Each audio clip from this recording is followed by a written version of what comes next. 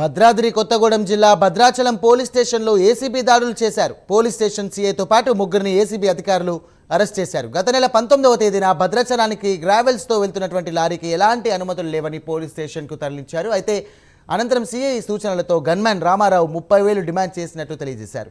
Gravel తరలిస్తున్నటువంటి లారీపై case లేకుండా 30,000 demand చేసి 20,000కు ఒప్పందం కుదుర్చుకున్నారు. ఒప్పందం చేసుకున్న డబ్బును ఫోన్పే ద్వారా గన్మ్యాన్ రామారావు స్నేహితుడికి లారీ యజమాని పంపించినట్టు తెలియజేశారు. లారీ యజమాని ఫిర్యాదుతో ఏసీపీ అధికారులు విచారణ చేసి ముగ్గురిని అరెస్ట్ చేశారు. లక్ష్మీపురం వైపు నుంచి భద్రాచలం టౌన్కి గ్రావెల్ లారీ వస్తుంది. అయితే భద్రాచలం టౌన్ పోలీస్ స్టాఫ్ ఆ లారీని ఆపారు. గ్రావెల్ తోలడానికి మీకు పర్మిషన్ ఉందా లేదా అని చెప్పేసి లారీని ఆపారు.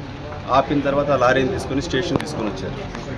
తీసుకొచ్చిన తర్వాత ఈ లోపల లారీ ఓనర్ కూడా వచ్చి సిఐ గారిని కలిశారు. సార్ అది లారీ ఆ హౌస్ కన్స్ట్రక్షన్స్ కోసం మొరం తోడడానికి వెళ్తుంది సార్, గ్రావెల్ తీసుకొని వెళ్తుందంటే మేము కేసు పెడతాము అది ఇది అని చెప్పి సిఐ గారికి చెప్పడం జరిగింది.